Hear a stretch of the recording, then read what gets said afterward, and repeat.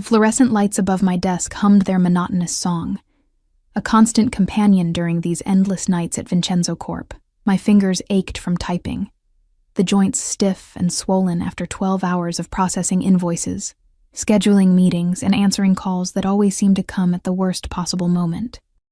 The office building stood silent now, emptied of its usual chaos, leaving only the occasional groan of the heating system and the distant wail of sirens cutting through Manhattan's restless darkness.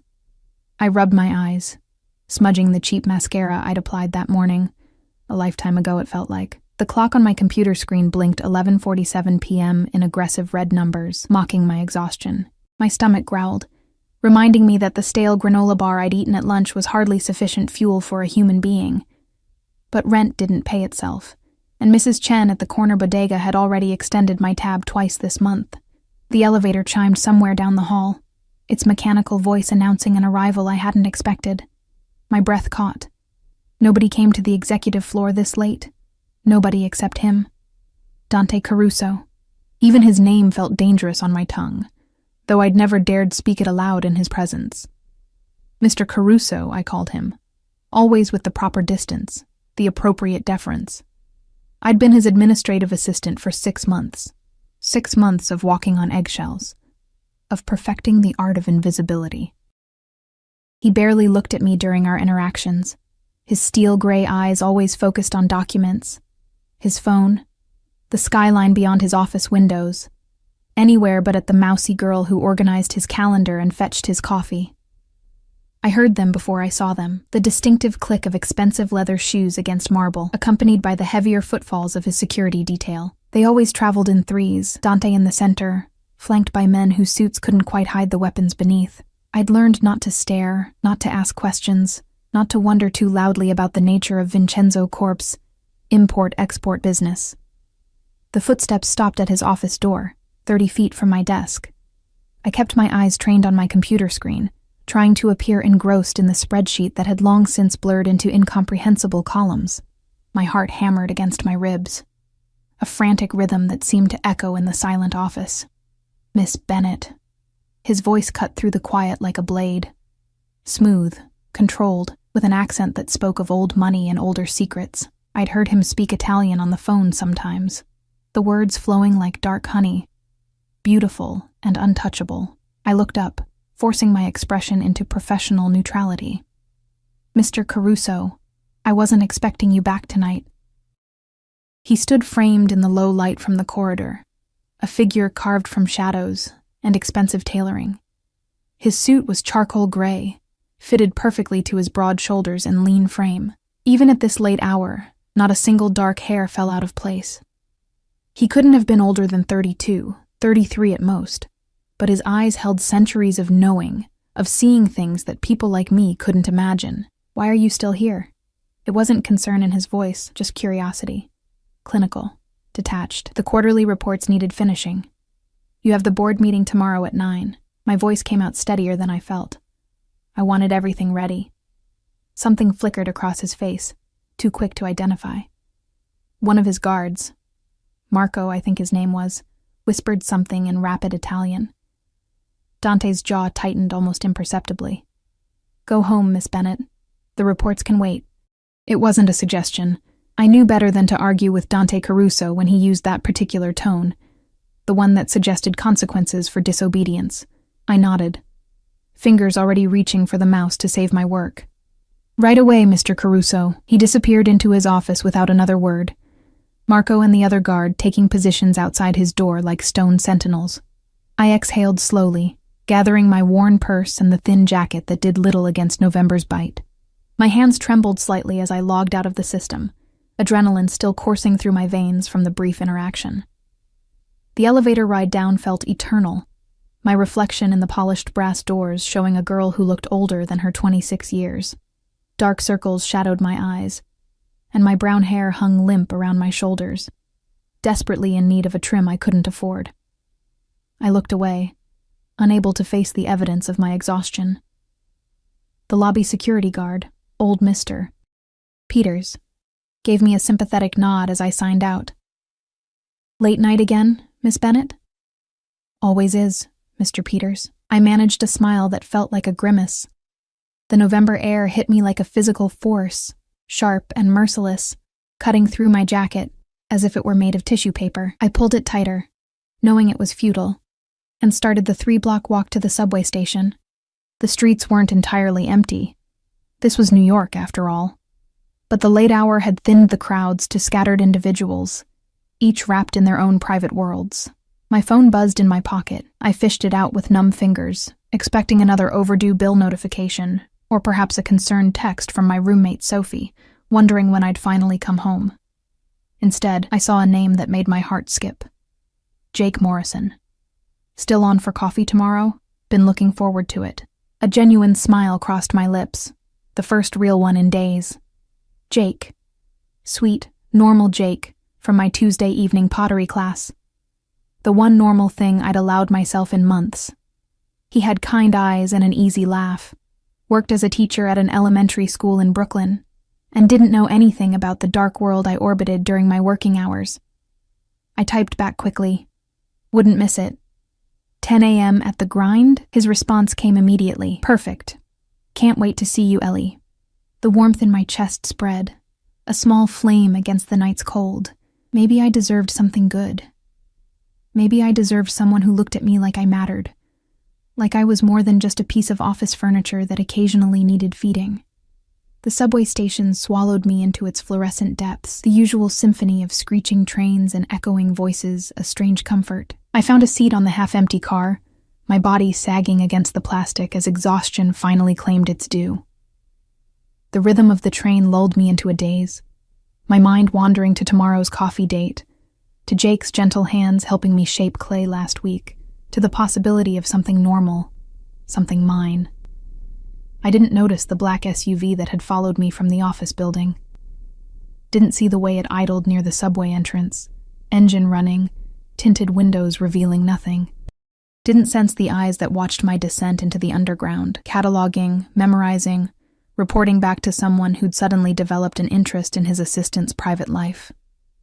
The train pulled away from the station, carrying me toward my cramped apartment in Queens, toward tomorrow's promise of coffee and normalcy. I clutched my phone, rereading Jake's message, that small flame of hope burning brighter with each word. I should have known better. Hope was a luxury people like me couldn't afford. Not when we worked in the shadows of men like Dante Caruso, but I was young and tired and so desperately lonely that I'd convinced myself I could have both worlds. The dangerous job that paid my bills, and the safe romance that might heal my heart. The universe, I would learn, didn't allow such convenient divisions.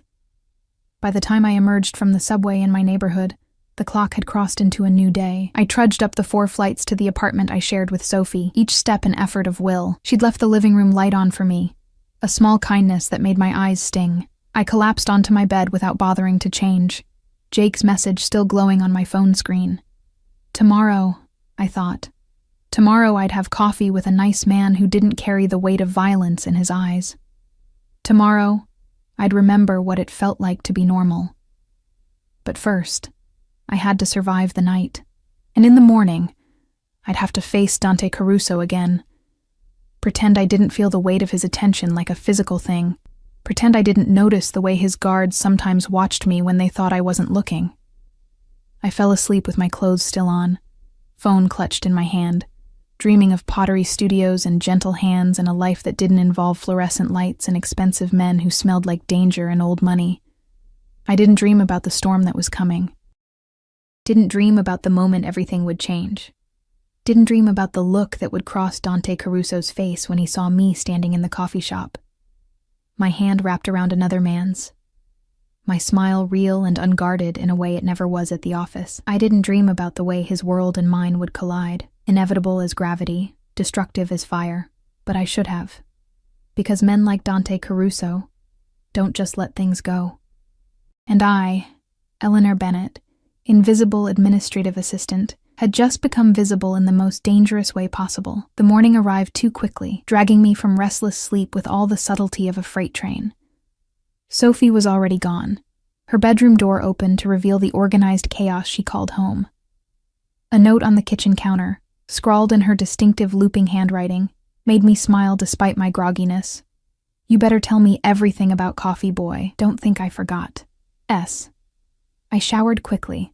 The hot water, a luxury I allowed myself for exactly 7 minutes before guilt about the utility bill kicked in.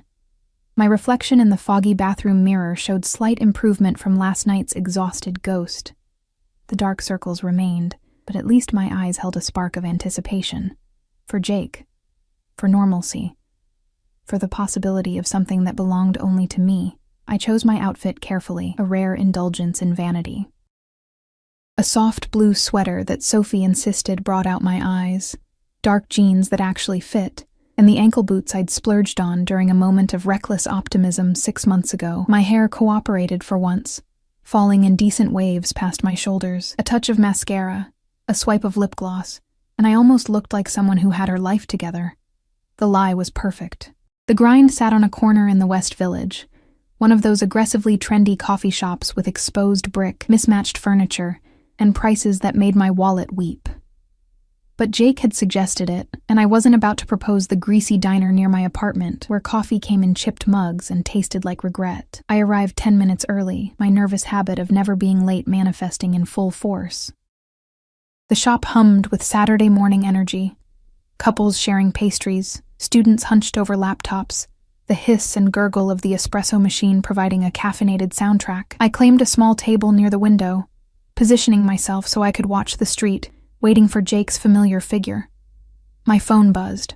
A work email. On Saturday. Of course. Miss Bennett. I'll need the Henderson contract files Monday morning. First thing, DC.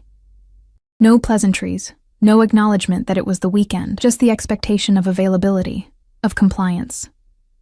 I typed back a quick confirmation, shoving down the irritation that flared hot in my chest. This was my time. My morning. And Dante Caruso didn't get to invade it with, "Ellie." Jake's voice cut through my spiraling thoughts, warm and genuine. He waved from the entrance, his smile broad and uncomplicated, and something in my chest loosened. He wore a navy Henley and jeans, his sandy hair slightly messy, looking exactly like what he was, a good man, an ordinary man, someone who belonged in daylight. I stood, returning his smile, and he crossed the space between us in quick strides. Before I could overthink it, he pulled me into a brief hug, the scent of clean laundry and mint enveloping me. Safe. He smelled safe. "You look amazing," he said, pulling back to meet my eyes. His were hazel, flecked with gold, and they looked at me like I was someone worth seeing. "You're not so bad yourself." The words came easier than I expected. Natural, like maybe I remembered how to do this after all. We ordered. An overpriced latte for me, black coffee for him, and a chocolate croissant we agreed to split. As we waited at the counter, Jake's hand found mine, his fingers lacing through my own with comfortable ease. It was such a simple gesture, innocent and sweet, the kind of thing couples did without thinking. But my heart hammered anyway, hyper-aware of the touch, of the publicness of it, of the strange vulnerability of being seen with someone, of being claimed, however gently. "I'm really glad you agreed to this," Jake said, his thumb tracing small circles on the back of my hand. "I wasn't sure if you were just being polite at class." "I'm not really the polite type," I lied, thinking of every interaction at Vincenzo Corp, every carefully measured word, every swallowed opinion. He laughed, the sound easy and light. "Good. I like honest better than polite." We collected our order and returned to our table, hands still linked, and I felt something in me unfurl like a flower that had forgotten about sunlight. Maybe this could work. Maybe I could have this. Coffee dates and hand-holding and someone who didn't make me feel like I was constantly walking through a minefield. "So tell me something real," Jake said, settling into his chair, his eyes never leaving my face. "Not small talk. Something true about Ellie Bennett." I hesitated, sipping my latte to buy time. What was true? That I worked for a man who terrified me? That I went to bed hungry more often than I'd admit? That sometimes I felt so invisible I wondered if I'd simply cease to exist? "I'm tired," I said finally, the truth slipping out unbidden. "I'm 26 and I feel ancient. And I'm terrified I'll wake up at 40 and realize I spent my whole life just surviving." Jake's expression softened, his grip on my hand tightening. "Then let's not just survive, let's actually live a little." He grinned, that easy charm lighting his features. starting with this absurdly expensive croissant. I laughed, a real laugh that came from somewhere deep and genuine, and reached for the pastry. The moment felt crystallized, perfect in its simplicity. Sunlight streaming through the window, the warmth of Jake's hand in mine, the taste of chocolate and butter on my tongue. Then the door chimed, and my entire world tilted on its axis. I saw him before he saw me, Dante Caruso, stepping into the grind like he owned it, which, for all I knew, he did. He wore all black today, tailored pants, a fitted sweater that probably cost more than my monthly rent, a leather jacket that screamed wealth and danger in equal measure. His dark hair was slightly tousled, as if he'd run his fingers through it recently, and even from across the room, I could see the sharp intelligence in those steel-gray eyes. Marco flanked him on the left, another guard I didn't recognize on the right. They moved with predatory grace, scanning the room with professional efficiency, marking exits, cataloging threats. My hand spasmed in Jake's grip. "You okay?" he asked, concern creasing his forehead. "Fine," I managed, my voice strangled. Work thing." But it was too late. Dante's gaze swept the coffee shop in that methodical way of his, and then it landed on me. And stopped. I watched his face, that carefully controlled mask, fracture for just a moment. His eyes dropped to where Jake's hand held mine, to the intimate way we sat leaned toward each other, to the evidence of something happening that existed completely outside his awareness, his control. Something dark flashed across his features, surprise, confusion, and something else I couldn't identify but felt in my bones like a warning. He didn't move, didn't approach. Just stood there, frozen, his entire body going still in a way that reminded me of a predator deciding whether to pounce or retreat. Marco leaned in, murmuring something, but Dante's hand came up in a sharp gesture that silenced him immediately. His eyes never left mine, the intensity of his stare pinning me to my seat like a butterfly to a board. "Ellie?" Jake's voice seemed to come from very far away. "Do you know that guy? He's staring at you." "My boss," I whispered, my throat tight. "That's my boss." Jake followed my gaze, his expression shifting to something protective. His hand tightened on mine, a gesture of support that Dante absolutely registered, his jaw clenching almost imperceptibly. "Want me to tell him to back off?" Jake asked, his voice low but determined. "You're not at work. He has no business." "No." The word came out sharper than intended. "No, please, just let me handle it." But I didn't know how to handle this. Didn't know what to do with the weight of Dante's attention, with the way he looked at me like he'd never actually seen me before and was trying to reconcile this version. Laughing, relaxed, someone's romantic interest, with the quiet ghost who haunted his office. The moment stretched, taut as a wire, ready to snap. Then Dante moved. Not toward us, but toward the counter, his guards adjusting their positions to accommodate. He ordered something, his voice too low for me to hear, but his eyes kept flickering back to our table, to my hand still entwined with Jake's, to the evidence of my separate life. "Is he always this intense?" Jake asked, attempting levity but missing the mark. "Because that's some serious boss energy." "You have no idea," I muttered, unable to look away from Dante even though every instinct screamed at me to pretend he didn't exist. He collected his coffee, black probably, he struck me as the type, and turned toward the exit. For one blessed moment, I thought he'd leave without acknowledging me further, without making this worse than it already was. But Dante Caruso wasn't that merciful. He altered his trajectory, heading directly for our table, Marco and the other guard maintaining their protective formation. Jake straightened in his seat, his posture shifting subtly into something more alert, more defensive. "Miss Bennett." Dante's voice held that same controlled quality, but underneath it ran currents I couldn't interpret. "I didn't expect to see you here. It's Saturday, Mr. Caruso." I forced professionalism into my tone, even as my pulse hammered wildly. "My day off." "Of course." His gaze slid to Jake, assessing him with the same clinical precision he'd used to evaluate a business proposal. "I'm interrupting." It wasn't a question.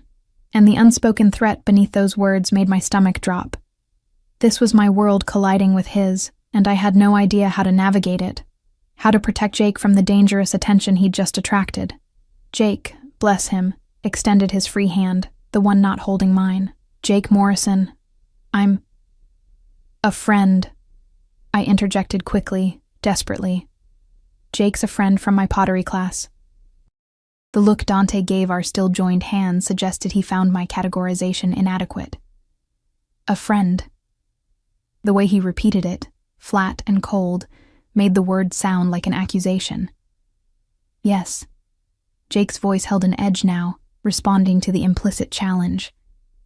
Is that a problem? Silence descended, thick and suffocating. Marco shifted slightly, his hand moving to his jacket in a gesture that Jake, civilian that he was, probably didn't recognize, but I absolutely did. My heart climbed into my throat. No problem at all. Dante's smile didn't reach his eyes. Enjoy your coffee, Miss Bennett.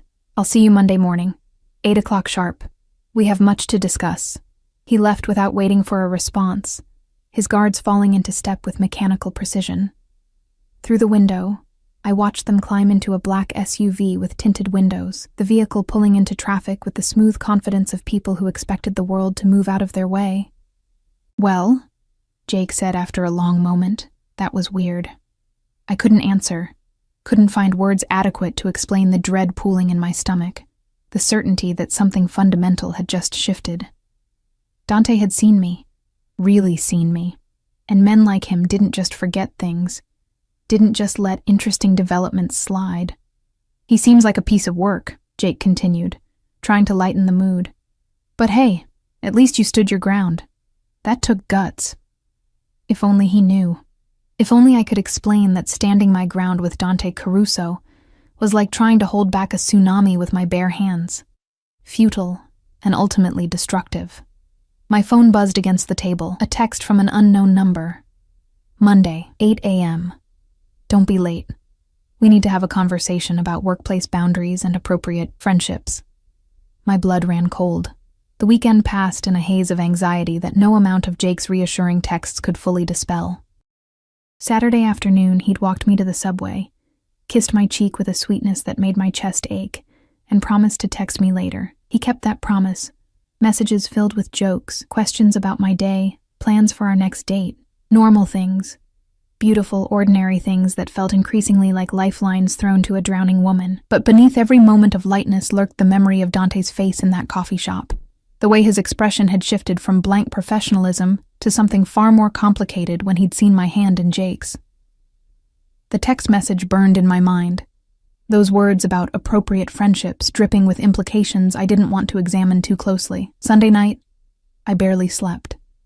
Every time I closed my eyes, I saw steel-gray irises fixed on me with an intensity that felt like being dissected, studied, catalogued. At 3 a.m., I gave up and made tea, sitting at our tiny kitchen table while Sophie snored peacefully in the next room, blissfully unaware that her roommate was potentially about to get fired, or worse, for the crime of having coffee with a man. Monday morning arrived with cruel inevitability. I dressed with trembling hands, choosing my most conservative outfit. Black slacks, a gray blouse, flats instead of the boots, armor, however inadequate.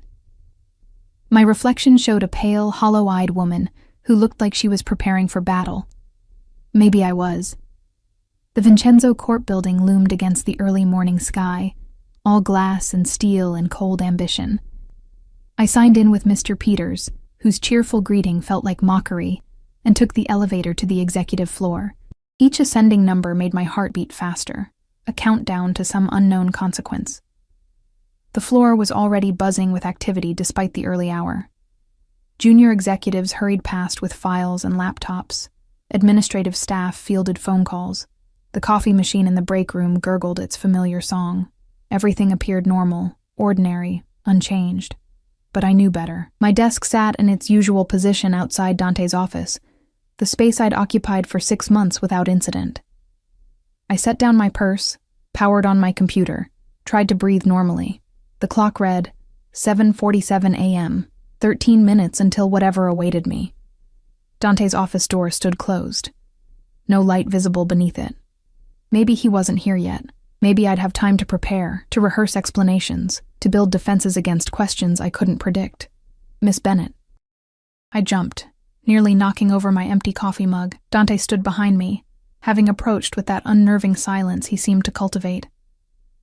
He wore a charcoal suit today, perfectly tailored, his dark hair styled with careless precision. But it was his eyes that trapped me, those gray depths holding something I'd never seen directed at me before. Focus. Complete, undivided, unnerving focus. Mr. Caruso. My voice came out steadier than I felt.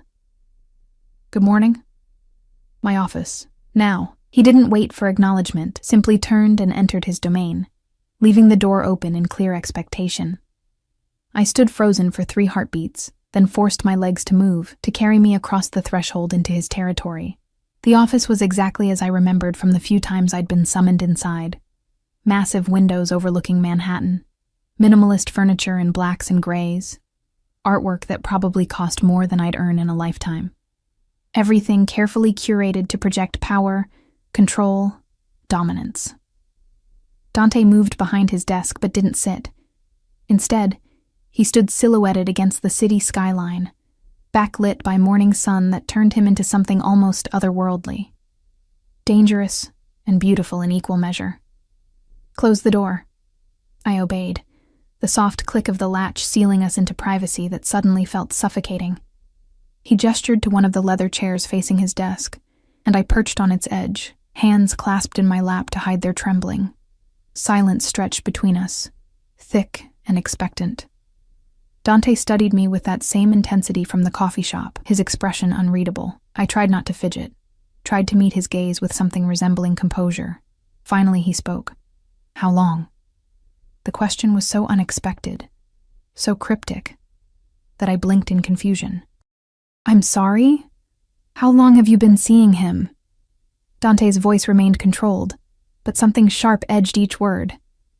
This Jake Morrison. Heat flooded my cheeks, embarrassment mixed with indignation. With all due respect, Mr. Caruso, that's not appropriate. Answer the question, Eleanor. My full name on his lips stopped me cold. He'd never used it before, always kept me at formal distance with his Miss Bennets and clipped instructions. Hearing it now, shaped by his accent and that commanding tone, felt intimate in a way that made my skin prickle. 2 weeks, I said quietly. A small rebellion of truth. We met at a pottery class. It's nothing serious. Nothing serious. He repeated my words like he was testing them, finding them wanting. Yet you hold his hand in public. Smile at him like he matters. He's a kind person.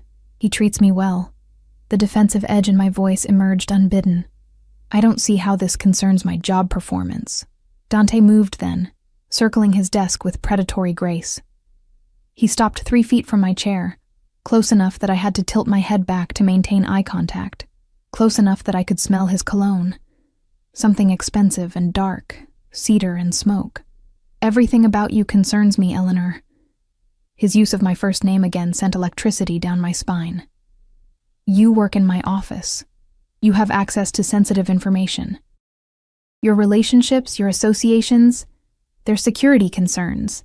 Jake's an elementary school teacher, I protested, standing because sitting while he loomed felt too vulnerable. Bad idea. Standing only brought me closer, put us nearly chest to chest in the limited space. He has nothing to do with your business. Yet you told him where you work, what you do. Dante's gaze bored into mine, relentless. What else have you shared? The implication hit me like a slap. I would never... Mr. Caruso, I've never discussed anything about Vincenzo Corp. Not with Jake, not with anyone. I understand confidentiality. Do you? He stepped closer, eliminating another foot of space, and suddenly I could feel the heat radiating from his body, could see the faint shadow of stubble along his jaw, could count the silver flecks in those gray eyes. Because from where I stand, you've been living a secret life. Pottery classes, coffee dates, a whole existence I knew nothing about. You're not supposed to know about it, I shot back, finding courage in desperation. My personal life is mine, Mr. Caruso. You don't own every hour of my day. Something flickered in his expression. Surprise, maybe, that I'd pushed back. His jaw tightened, a muscle ticking near his temple. "Careful, Eleanor." "Or what?" The words escaped before wisdom could stop them. "You'll fire me for having coffee on my day off? For holding hands with someone? That's not just inappropriate, it's—" His hand came up, not threatening, but silencing.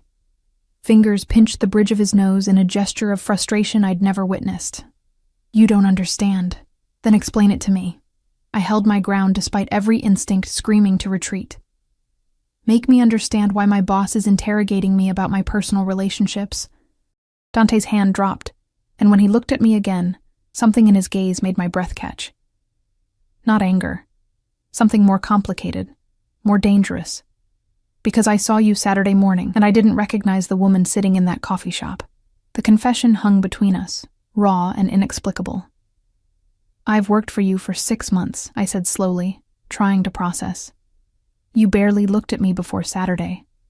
I was just furniture. Background noise." "I know."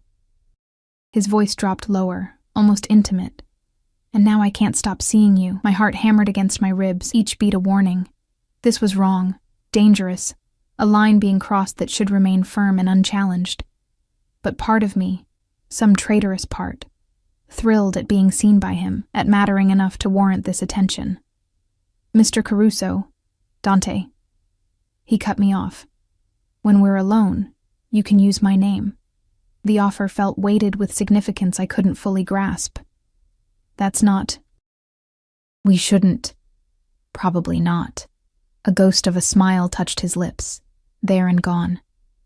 "But here we are anyway." A knock at the door shattered the moment. Marco's voice came through the wood, respectful but insistent. "Boss, you have the Henderson meeting in 5. Dante's eyes never left mine as he called back. "Cancel it." "But—" "Cancel it." The command held absolute authority, brooking no argument. Silence from the other side of the door, then retreating footsteps. Dante took another step closer, close enough now that I had to tilt my head back at an almost painful angle. His hand rose, and I froze, certain he was about to touch me, to cross that final line. Instead, his fingers hovered near my face, not quite making contact, trembling slightly with restraint. "I need you to understand something, Eleanor. Men like your Jake Morrison, they live in daylight. Safe, predictable, normal." His voice turned rough, edged with something that might have been regret. "I exist in shadows. Everything I touch gets complicated, dangerous, corrupted." "Then why are you doing this?" My whisper barely disturbed the air between us. "Why pull me into those shadows?" His hand dropped, and he stepped back, putting necessary distance between us. When he spoke again, his voice had regained some of its professional detachment, though his eyes remained intense. "Because for 6 months, you've been the one uncomplicated thing in my world. Efficient, quiet, invisible. Safe." He laughed, the sound bitter. "And then I saw you Saturday, saw you with him, and realized you'd never been invisible. I'd just been blind." My mind reeled, trying to reconcile his words with everything I'd believed about our relationship, about my role in his life. "What do you want from me?" "That's the problem." Dante returned to his desk, putting furniture between us like a barrier. "I don't know yet. But I do know this. Jake Morrison is wrong for you." Indignation flared hot in my chest. "You don't get to make that decision." "He can't protect you." "From what?" I demanded, frustration bleeding into my voice. "What exactly do I need protection from?" Dante's expression hardened, the brief vulnerability vanishing behind his usual mask. "From me, Eleanor, from this world. From the attention you've now attracted by being seen with you outside these walls." The words chilled me, implications unfolding like poisonous flowers. "Are you threatening Jake?" "I'm stating facts." His tone turned clinical, detached. "I have enemies. People who look for weaknesses, leverage, pressure points. You were safe because you were invisible. That changed Saturday." "Because you made it change," I accused, sudden clarity striking. "You could have ignored me, could have pretended you didn't see us. Instead, you approached our table, made it obvious you knew me, connected us publicly." Something that might have been approval flickered in his eyes. "Smart girl. So this is my fault?" Anger thrummed through my veins, hot and clarifying. I'm being punished for having a life outside these walls? You're being protected, Dante corrected, his voice hardening. Whether you understand that yet or not. I don't want your protection. I want my life back. The one where my boss didn't know or care who I spent my weekends with. Too late. He said it with finality, like closing a door. You can't unsee things, Eleanor. Neither can I. The phone on his desk buzzed, Marco's voice crackling through the intercom. Boss, the board is getting impatient. I've stalled twice. Dante's jaw clenched, irritation flashing across his features. He pressed the intercom button. Give me 10 minutes. Then he focused back on me, and the weight of his attention felt physical. You'll continue your job as normal. Same hours, same responsibilities. But outside this office, you'll be more careful. Pay attention to your surroundings. Notice who's watching. This is insane, I breathed. But fear was creeping in now, cold and insidious. This is reality. He moved toward the door, effectively dismissing me. And Eleanor? Until further notice, pottery class is suspended. No more dates with Morrison. The command hit me like a physical blow. You can't. That's not. He opened the door, his expression brooking no argument. I just did. This conversation is over. I stood there, rooted to the spot, fury and fear warring inside me. Every instinct screamed to fight back, to refuse, to claim my autonomy. But the steel in his voice, the absolute authority in his stance, reminded me who held the power here, not me. Never me. I walked toward the door on shaking legs, passing close enough to feel the heat of him, to catch that cedar smoke scent. At the threshold, I paused, gathering scraps of courage. This isn't protection, I said quietly, not looking back. It's control.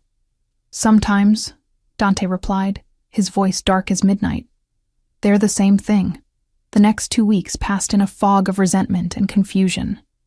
I went through the motions at work, filing reports, answering calls, organizing Dante's schedule with mechanical precision. But everything had changed, tilted sideways into something I didn't recognize. He watched me now, constantly. Not overtly, not in ways I could call out or protest. But I felt the weight of his attention like a physical presence, tracking my movements, noting my habits. When I arrived each morning, his office door would open within minutes, as if he'd been waiting. When I left for lunch, Marco or one of the other guards would materialize nearby, shadowing me to whatever cheap deli I'd chosen. When I stayed late, which was often, because going home meant facing Sophie's questions I couldn't answer, Dante would emerge from meetings or phone calls, dismissing his staff and insisting on having his driver take me home. I refused the first 3 times. By the 4th, his expression had turned so cold, so dangerous, that I'd climbed into the back of that black SUV without another word of protest. Jake texted constantly those first few days, confused by my sudden unavailability. Everything okay? You seem distant. Just work stress, I'd replied, the lie bitter on my tongue. My boss is being demanding. Want to talk about it over dinner? I make a mean pasta. Can't. Big project deadline. Rain check? The excuses piled up, each one carving away at something tender inside me. By day 10, his messages had slowed to a trickle. By day 12, they'd stopped altogether except for a single text that made my eyes burn. I really like you, Ellie, but I get the feeling you're pulling away. If I did something wrong, just tell me. I can handle honesty better than silence. I'd stared at that message for 20 minutes, tears blurring the words before typing back. You didn't do anything wrong. I'm sorry. No explanation. No promises of future dates, just an apology that felt like goodbye.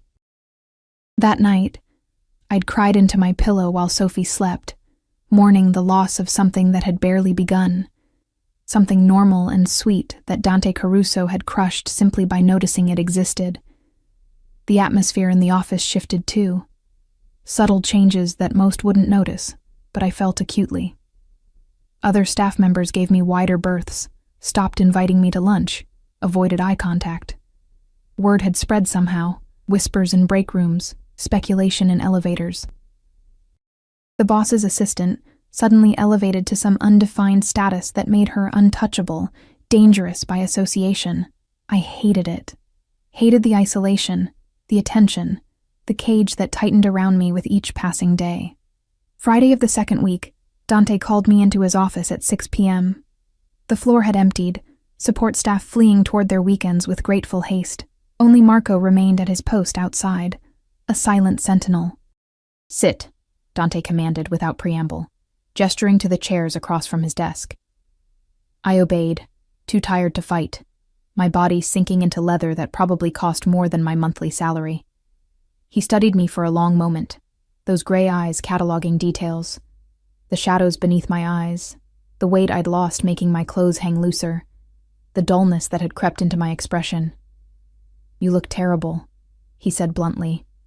A laugh escaped me, sharp and humorless. "Thank you."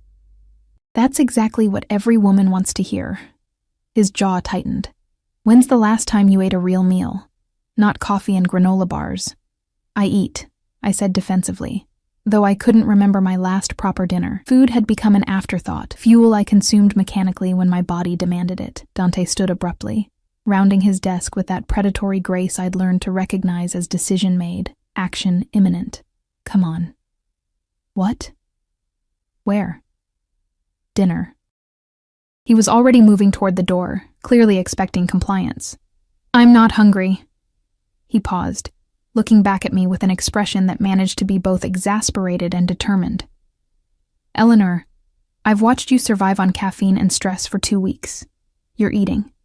Now, you can't just—" But he was already through the door, Marco falling into step beside him.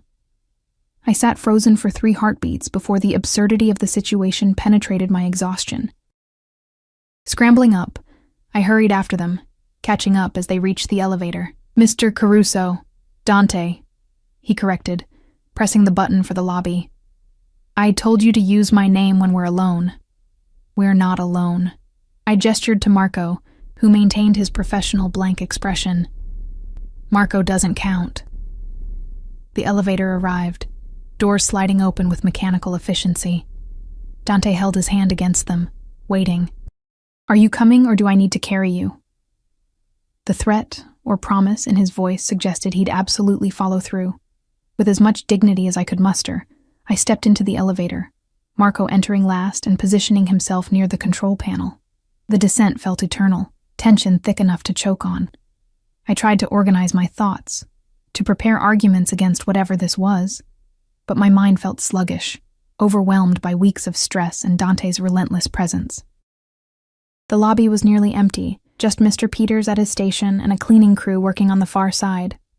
The black SUV waited at the curb, engine running, another guard at the wheel. This wasn't spontaneous. He'd planned this, orchestrated it. I should go home. I tried one last time as we approached the vehicle. "Sophie will worry. Text her." Dante opened the back door, his hand at the small of my back, not pushing, but guiding, the touch burning through my blouse like a brand. "Tell her you'll be late." I climbed in because resistance felt futile, because I was so tired of fighting, because some traitorous part of me wanted this attention even as I hated myself for it. Dante slid in beside me, Marco taking the front passenger seat, the division between front and back seats providing a veneer of privacy. The SUV pulled into traffic with smooth precision, heading uptown. I watched the city slide past the tinted windows, trying to ignore Dante's proximity, the way his thigh almost touched mine, the cedar smoke scent of him filling the enclosed space. "Where are we going?" My voice came out smaller than intended. "Somewhere quiet, private." He pulled out his phone, firing off rapid texts with practiced efficiency. "Somewhere we can talk without interruption." Dread pooled in my stomach. About what? About why you look like you haven't slept in a week. About the messages Jake Morrison has been sending you. My head snapped toward him, shock and violation flooding through me. His expression remained neutral, matter of fact. "Did you think I wouldn't monitor your communications? You work for me, Eleanor. Your security is my responsibility." "You're reading my texts." The words came out strangled, fury rising hot and fast. "That's illegal. That's necessary." He pocketed his phone, turning to face me fully. "You stopped responding to him 4 days ago. Why?" "Because you told me to," I spat out. anger overriding caution, because you made it clear that having a personal life wasn't acceptable. Because you've turned my existence into a prison and My voice cracked, emotion ambushing me. I just wanted something normal, something that was mine. Silence filled the space between us, heavy and charged. The SUV turned onto a quieter street, pulling up to an unmarked building with elegant architecture. Not a restaurant, at least not one I recognized. Marco exited first, scanning the area before opening Dante's door. Dante climbed out, then extended his hand back toward me, an offering and a command in one gesture. I ignored it, exiting on my own, my independence a small rebellion. He didn't comment, just led the way through a discreet entrance where a man in an expensive suit greeted him with the deference due to royalty. "Mr. Caruso, everything is prepared as you requested." "Thank you, Thomas." Dante's hand returned to my lower back, proprietary and guiding. "This way, Eleanor." We moved through a dimly lit corridor, walls adorned with artwork that probably belonged in museums. A private elevator carried us to the top floor, opening directly into what could only be described as a penthouse apartment. All floor-to-ceiling windows, modern furniture, and understated luxury that screamed wealth. "Where are we?" I asked, taking in the space, the view of Manhattan spread out like a glittering promise. "One of my properties." Dante shrugged off his jacket, draping it over a chair with casual ease. "I use it for private meetings. Sit. Food will be here shortly." I remained standing, arms crossed defensively. "I don't understand what we're doing here. If this is about work..." "It's not about work." He moved to a bar cart, pouring amber liquid into 2 glasses. "It's about you, barely holding yourself together because I've been too heavy-handed." The admission surprised me, genuine enough that my anger faltered slightly. He brought me one of the glasses, pressing it into my hand. "Drink. It'll help." I took it automatically, the crystal heavy in my palm. The liquor, whiskey probably, expensive and smooth, burned pleasantly down my throat. Warmth spread through my chest, loosening the knot of tension that had taken up permanent residence there. "Why am I here, Dante?" Using his first name felt strange on my tongue, intimate in a way that should have been wrong, but somehow wasn't. He drained his own glass in one swallow, setting it aside with deliberate care. When he looked at me again, vulnerability flickered in those gray depths, quickly masked, but visible nonetheless. "Because I need you to understand that I'm not trying to punish you. Then what are you trying to do?" I set down my glass before I could throw it. "Because from where I stand, you've systematically dismantled my life. I lost Jake because of your protection. I'm isolated at work because everyone thinks I'm either sleeping with you or informing on them. I can't breathe without one of your guards watching. So please, enlighten me. What exactly is your goal here to keep you safe?" He said it with such conviction, such absolute certainty that I almost believed him. "From what?" I demanded, frustration cracking my voice. "You keep saying that, but you won't explain. Safe from your enemies? From yourself? From what, Dante?" A knock at the door interrupted before he could answer.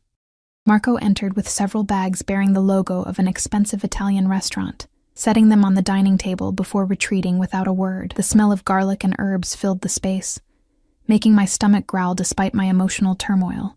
Dante gestured toward the table. "Eat first. Then we'll talk." "I want to talk now. Eleanor." My name carried warning and plea in equal measure. "Eat. Please." The please surprised me enough that I moved toward the table, settling into one of the chairs. He joined me, unpacking containers that revealed pasta, salad, bread. Enough food for 4 people, let alone 2.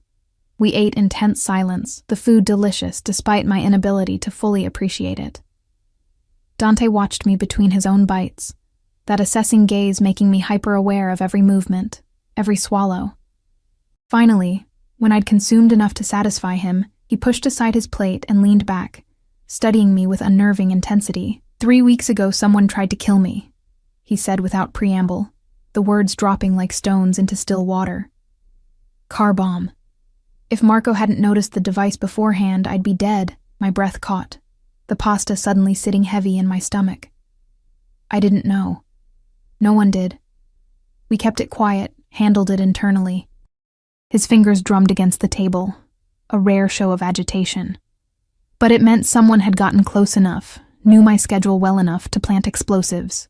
Someone inside my organization fed them information.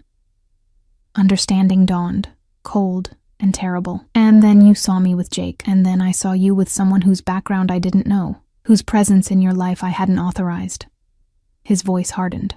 Someone who could have been sent to get close to you, to use you against me.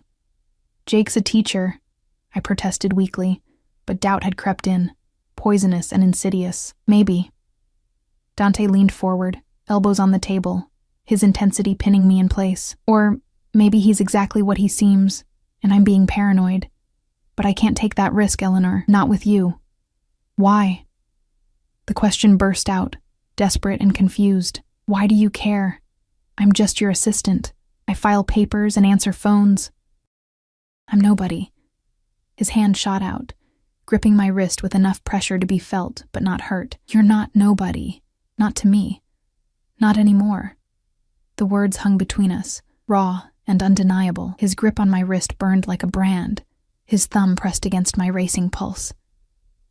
I could feel my heartbeat betraying me, hammering against his touch, proof of the effect he had despite every rational protest my mind could muster. Let me go, I whispered, but the command lacked conviction. Not until you understand. His gray eyes searched mine, desperate and determined in equal measure. I've spent 6 months barely noticing you existed, and now I can't stop seeing you everywhere. In my office, yes, but also in my thoughts when I should be focused on business. In my dreams when I should be sleeping. You've become a distraction I can't afford, and a necessity I don't know how to live without. That's not... I struggled for words, for logic that could combat the intensity pouring from him. That's obsession, Dante, not protection, not care. You're confusing control with concern. Maybe I am. He released my wrist but didn't retreat, his face inches from mine across the table. But that doesn't make the danger less real. The moment I approached your table in that coffee shop, the moment I made it clear you mattered to me, you became a target. Everyone who wants to hurt me now knows exactly how to do it. Fear crystallized in my chest, cold and sharp. So this is my fault? For existing? For daring to have a life outside your orbit? No. His voice softened, a rare gentleness creeping in. This is my fault for being selfish enough to claim you anyway. I should have let you go that morning. Should have walked past your table, ignored you, kept you in the safe anonymity you'd occupied, but I couldn't. I saw you laughing with him, saw you happy and unguarded. And something in me snapped. Possessiveness, I said bitterly. You saw something you suddenly wanted and decided to take it. That's what men like you do, isn't it? You acquire things.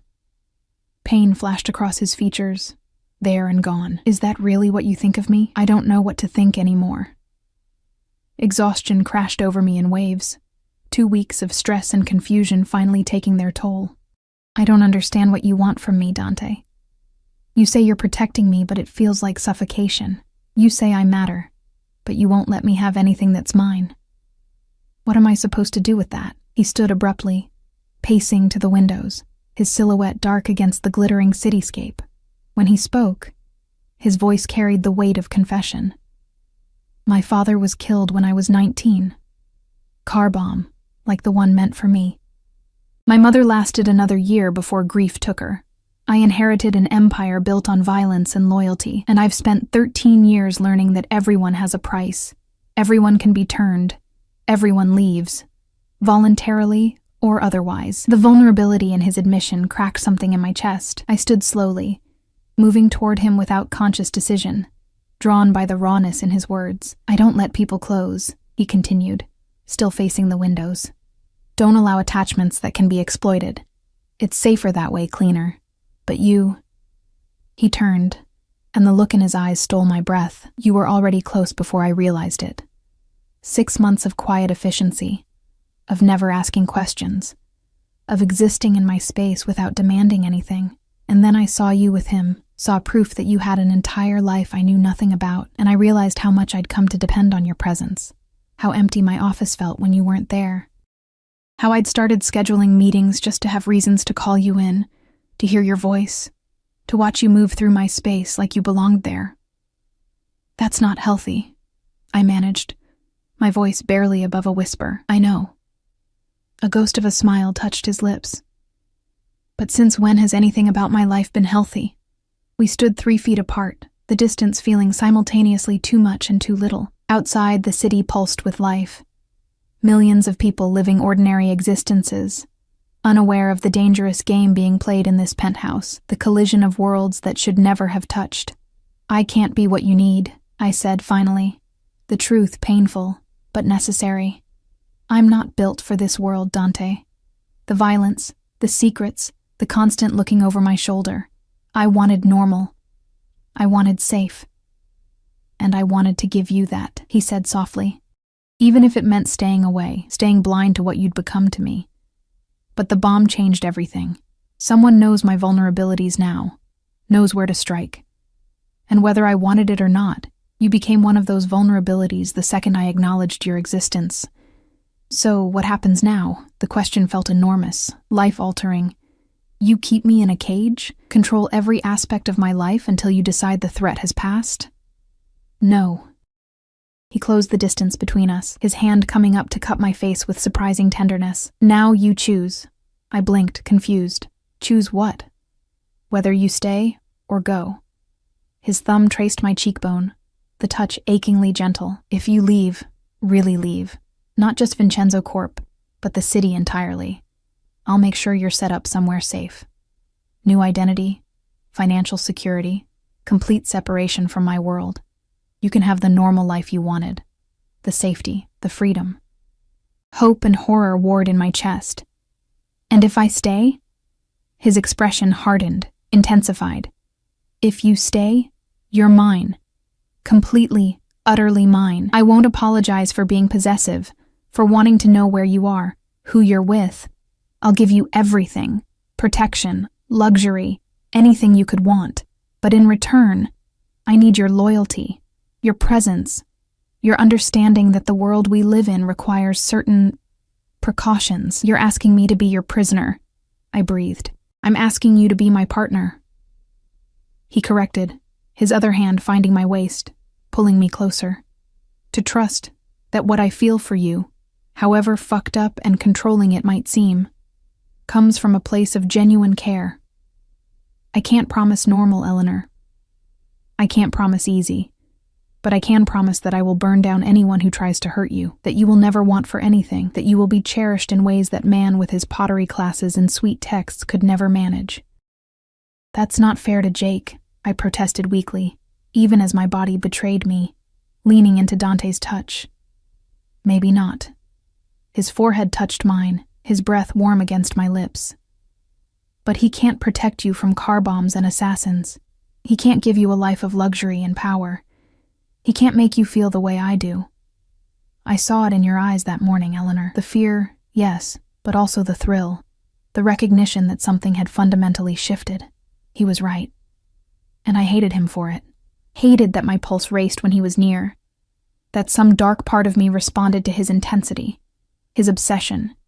Jake had been safe, comfortable, normal, everything I thought I wanted. But standing here in Dante's arms, feeling the leashed violence in him, the barely controlled desire, I couldn't deny the electric pull between us.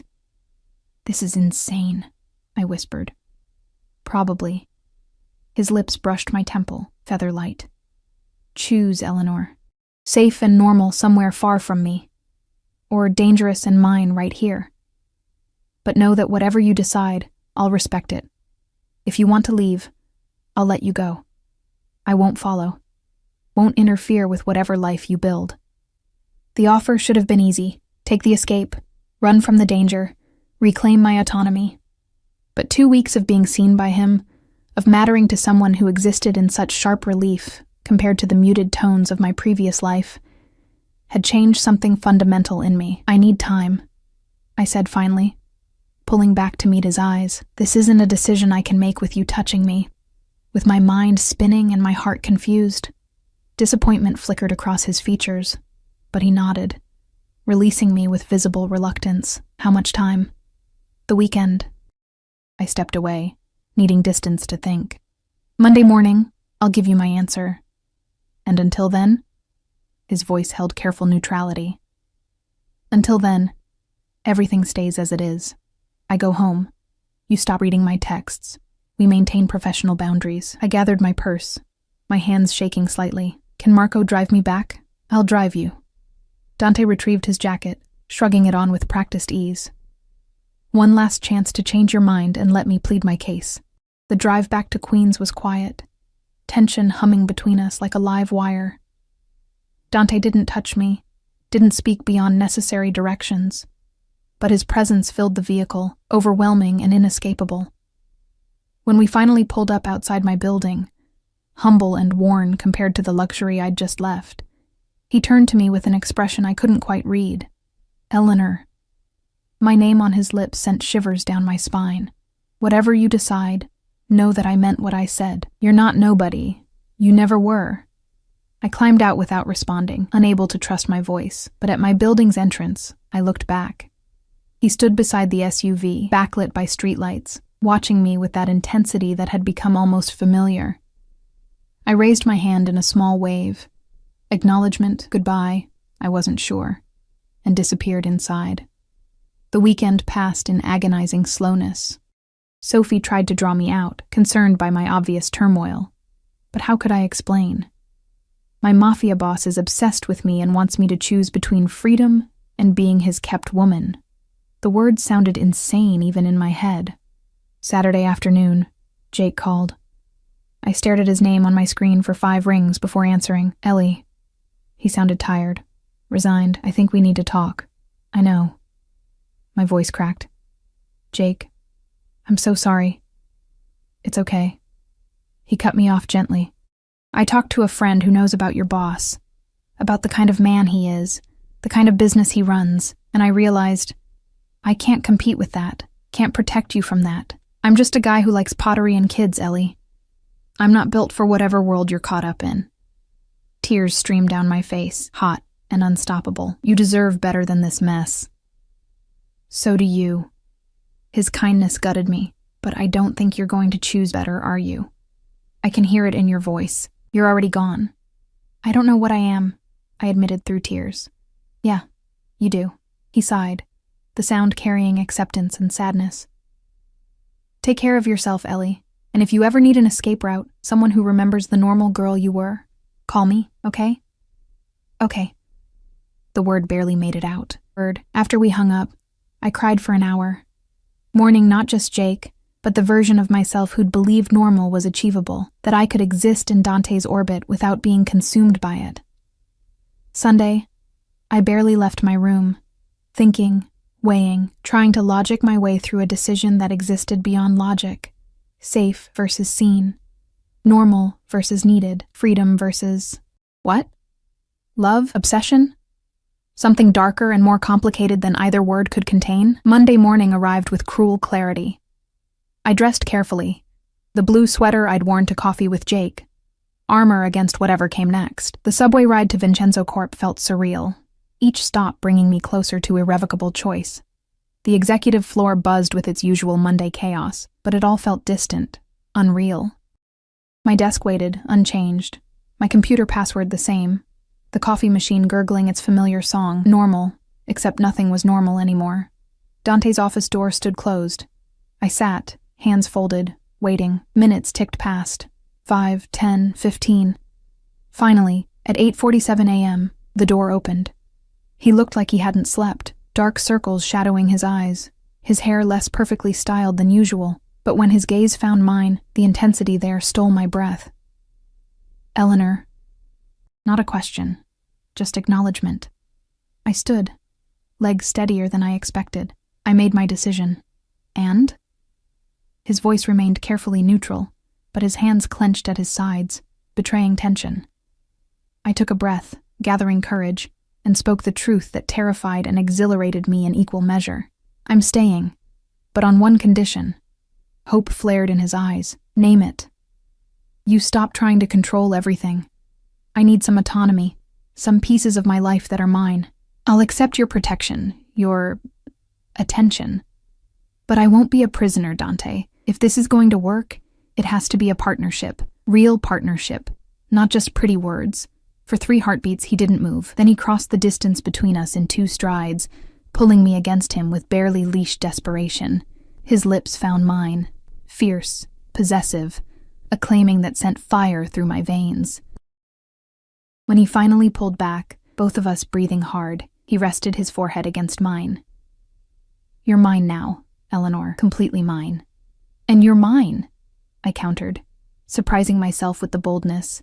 That works both ways. A real smile crossed his face, transforming him from dangerous to devastating. Deal.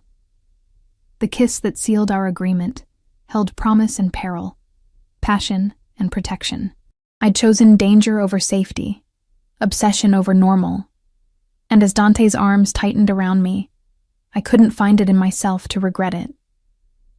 Outside the windows, Manhattan sprawled in all its complicated glory, millions of lives intersecting, millions of choices made. Mine had led me here, to this man, to this moment. And standing in his arms, feeling the fierce beat of his heart against mine, I finally felt seen, claimed, and terrifyingly, perfectly alive. The shadows I'd feared swallowing me had I'm location binded to where I am, not technically formally trained to be an actor. Yeah, totally, exactly. I think it's like, find something that makes you want to do it, and you know, dive into that.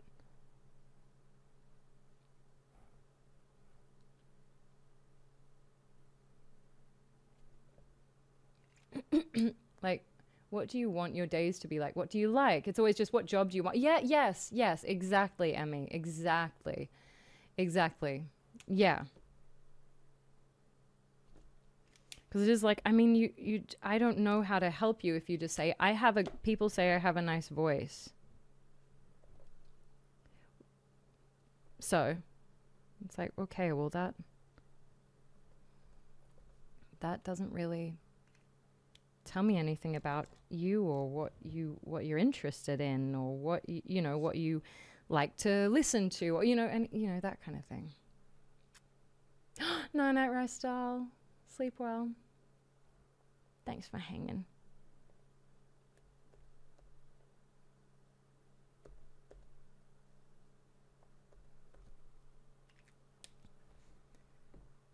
Yeah.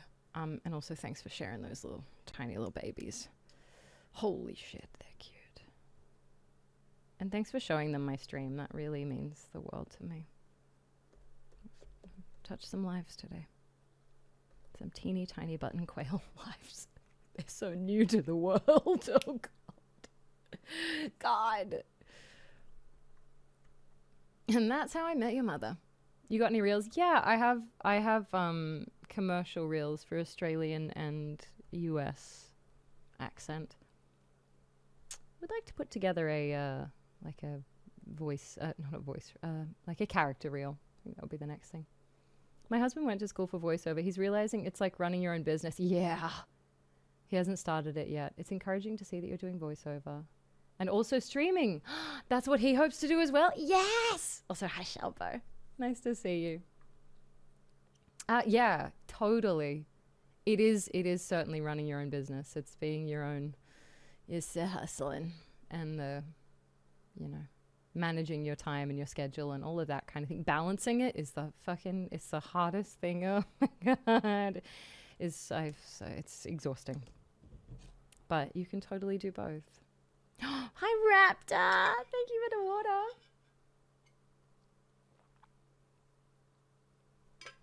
My pets used to enjoy your stream until the Mondo Yahoos.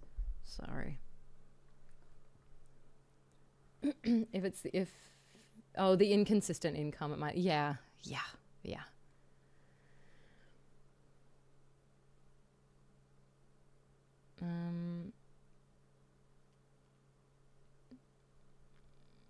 Right, exactly, dear. I want my day to be driving a Lamborghini, snapping a few nature pics, and then going home and doing art and playing games or watching a movie in the evening. Same. Oh my God, awesome. And who's going to make that happen for me? Oh my God. Oh my God. Oh my God. Hi. And that's on period. Okay, T. That's what the kids do, right? Oh God. Twerk on Charlie Kirk. Now I need to know. Hey, welcome in. Thank you, Twerk. Talk to me about, are you saying like twerk on, brother? Or is it, you know, twerk on. Dropping Dumpy on his grave. Okay, perfect. That makes me laugh. We don't talk politics here, but just know that makes me laugh. Welcome. This is why commas matter. Dropping Dumpy. Twerk, you are welcome. You are welcome.